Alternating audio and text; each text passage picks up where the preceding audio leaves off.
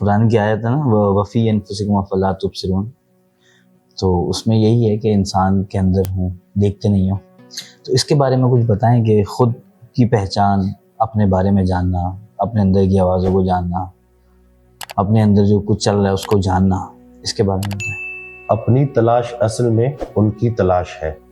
کس سلسلے سے جا ملی، کس سلسلے کی بات. سبحان اللہ. رسول اللہ صلی اللہ علیہ وسلم کی حدیث ہے کہ من عرف نفسہ فقد عرف ربہ، جس نے اپنے آپ کو پہچان لیا اس نے اپنے رب کو پہچان لیا. تو یہ جو سارا کا سارا فوکس ہے نا، وہ یہاں سے سٹارٹ ہونا ہے.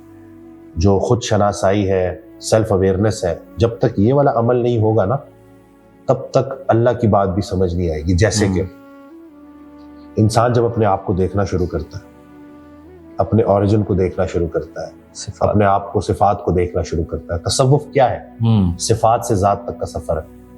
اور وہ جب دیکھتا ہے کہ کیا یہ میں ہوں یا مجھے کسی نے بنایا ہے، اور پھر جب وہ اپنے اندر شعبوں کو دریافت کرتا ہے تو چلتے انسان جب بھی اللہ کی تلاش میں نکلا، پہنچا کسی انسان تک. اللہ والے انسان ہی ہوتے. تو یہ نہیں کہ وہ جب اپنی تلاش شروع ہوتی ہے نا، تو پھر اللہ تعالیٰ اس کو رائٹ ڈائریکشن میں لے جانے کے لیے. مجھے سورہ کہف کی آیت بڑی پسند ہے کہ جب اللہ تعالیٰ ارشاد فرماتا ہے کہ جب ہم کسی کو گمراہ کرنے پر آتے ہیں تو تم اسے کوئی راہ بتانے والا یا دوست یا راہ بتانے والا نہ پاؤ گے اس کے ارد گرد.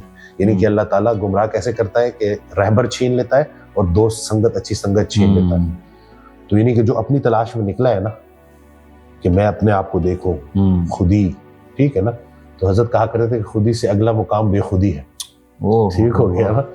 تو انسان جب اس پروسیس میں چلتا ہے کہ تو پھر ایک وقت ایسا آتا ہے کہ وہ کسی نہ کسی ذریعے سے اللہ تعالیٰ اس کو اپنے تک پہنچا دیتا ہے. اور وہ ایک بڑا پیارا شعر ہے کہ اس نے اپنا بنا کر چھوڑ دیا، اس نے اپنا بنا کے چھوڑ دیا، کیا اسیری ہے کیا رہائی ہے. تو پھر اس پوائنٹ میں جب بندہ چلا جاتا ہے نا، دیکھیں جس کو محبت ہو جاتی ہے نا، وہ ہر جگہ اس کو اپنا محبوب نظر آ رہا ہے. تو اور یہ جو ہے نا کہ ہمیں یہ بات سمجھنی پڑے گی کہ تھوڑا سا بچوں کو سمجھانا پڑے گا کہ بے استادہ نہیں رہنا، استاد کا ہونا ضروری ہے. حضرت اپنی آڈیو میں نا ایک بات جو ہے وہ سمجھائی کہ ایک شخص تھا گناہ کے راہ پہ چل پڑا، تو آدھے راستے سے واپس آ گیا. دوست نے پوچھا کہ تجھے آدھے راستے سے تو واپس آ گیا، تجھے اللہ کے خوف نے برائی سے روک دیا؟ کہتے نہیں، مجھے باپ کا چہرہ یاد آ گیا تھا. تو یہ جو چہرے ہیں نا، یہ بڑی داستان ہے. استاد کا چہرہ یاد آ جائے تو بھولا ہوا جو سوال کا جو جواب ہوتا ہے وہ بھی یاد آ جاتا ہے. صحیح ہے. تو اسی طرح سے آپ کی لائف میں علم دینے والی کوئی ایک شخصیت ایسی ہونی چاہیے جس کے آگے آپ اپنی فنکاری سائڈ پہ کر دیں، اپنی کارسازی سائڈ پہ کر دیں، تو بڑا کچھ سیکھنے کو ملتا ہے. اور لیکن اس کے لیے پہلے اپنے اوپر جو اپنی جو ڈسکوری ہے نا، اس کا سفر شروع کرنا ہے.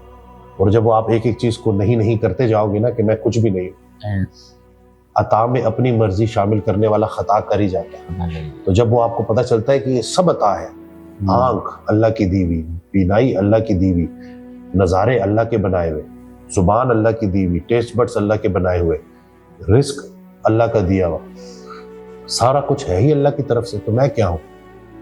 تو وہ جو ہے نا، یہ بات جب انسان کو ریئلائز ہوتی ہے اور پھر اسی تلاش میں جب وہ نکلتا ہے تو اللہ تعالیٰ پھر اس کو کسی نہ کسی کے ذریعے اپنے قریب کر دیتا ہے. اللہ والوں کی جو محفل ہوتی ہے نا، وہ اصل میں اللہ کی محفل ہوتی ہے. زمین پہ آپ کو اللہ تو نہیں ملے گا نا، لیکن کوئی اللہ والا ملے گا. اور کیسے پتا چلے گا کہ کوئی اللہ والا ہے کہ نہیں ہے؟ جس کے ساتھ بیٹھ کرنا اللہ کا ذکر تیز ہو جائے اور دنیا کی محبت کم ہو جائے، وہ پکا اللہ والا ہے. وہ ہم نے اکثر بات بھی کری کہ حدیث قدسی ہے، وہ یہی ہے کہ اللہ تعالیٰ کہتا ہے کہ میں تمہارے کبھی ہاتھ بن جاتا ہوں، کبھی اللہ والے کبھی ہاتھ بن جاتا ہوں، کبھی آنکھ بن جاتا ہوں، کبھی زبان بن جاتا ہوں. تو بالکل ایسا ہی ہے.